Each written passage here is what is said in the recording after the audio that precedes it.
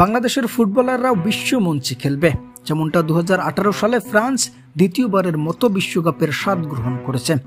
প্রিয় দর্শক, 2018 সালে ফ্রান্স যখন বিশ্বকাপ জেতে তখন আপনি জানেন কি তাদের স্কোয়াডের অধিকাংশ প্লেয়াররাই ছিল অধিবাসী, যেখানে তাদের 23 জনের দলের মধ্যে 17 জনই ছিল অধিবাসী।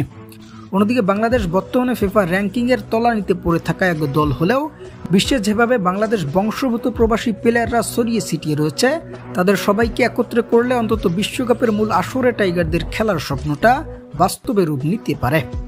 অবশ্য বাফুফের নজরে বিশ্বমানের সব প্রবাসী ফুটবলাররা তো কোনো মূল্যই পাচ্ছে না, যেমনটার প্রমাণ তারা ট্রায়ালে আসা 49 প্রবাসীর মধ্য দিয়েই দিয়েছে। যারা কিনা ইউরোপের বিভিন্ন দলে ডাক পায় তারা নাকি বাফুফের চোখে অযোগ্য প্রমাণিত হয়েছে।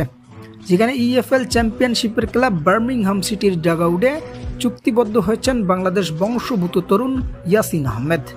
এছাড়াও হামজা চৌধুরীর মতো ইংলিশ প্রিমিয়ার লিগের আরও এক তারকা ফারহান আলী ওয়াহিদ, যিনি বর্তমানে রয়েছেন প্রিমিয়ার লিগের ক্লাব ফুলহাম FC'র ডাগআউটে, যারা নিজেই আগ্রহ দেখিয়েছে বাংলাদেশের হয়ে খেলার। তবে বাফুফে যেন কোনোভাবেই এখনো তাদের মূল্যায়নই করছে না।